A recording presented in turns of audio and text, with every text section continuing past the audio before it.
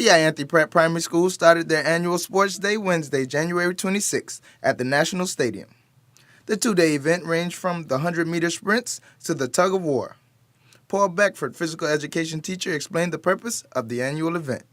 First of all, it's fun and it should be fun for the kids, and they have been having a lot of fun.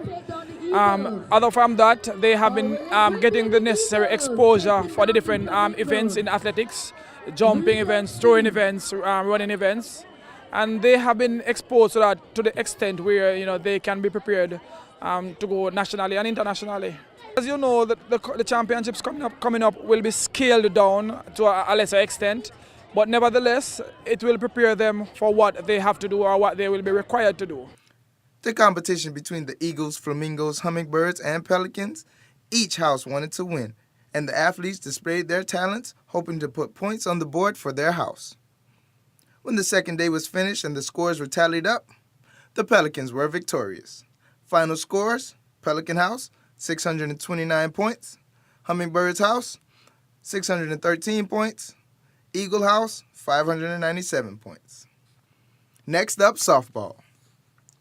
The second day of the National High School Girls Softball Championships 2011 was underway Friday, January 28th at 9:30 a.m. at the downtown ballpark.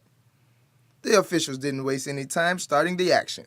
Game 1, Clement Howell Eagles versus the Raymond Gardner Grasshoppers. This game was over quickly as the Lady Eagles preyed on the Grasshoppers.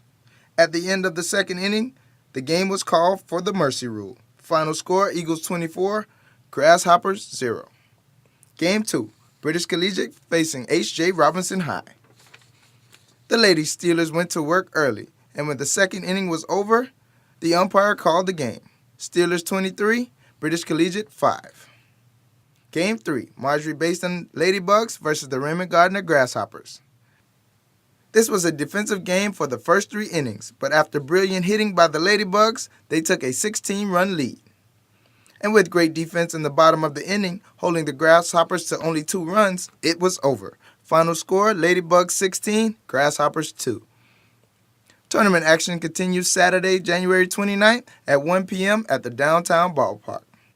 Now we move over to the hard courts, where the Provo Basketball League prepare for action tonight, Friday, January 28th at 7 p.m. at the Gustavus Lightbourne Sports Complex. Here's the lineup. Game 1, Lions versus Predators. Game 2, Flyers versus the undefeated Knights. And on Saturday, January 29th at 7 p.m., Badgers taking on the Steelers.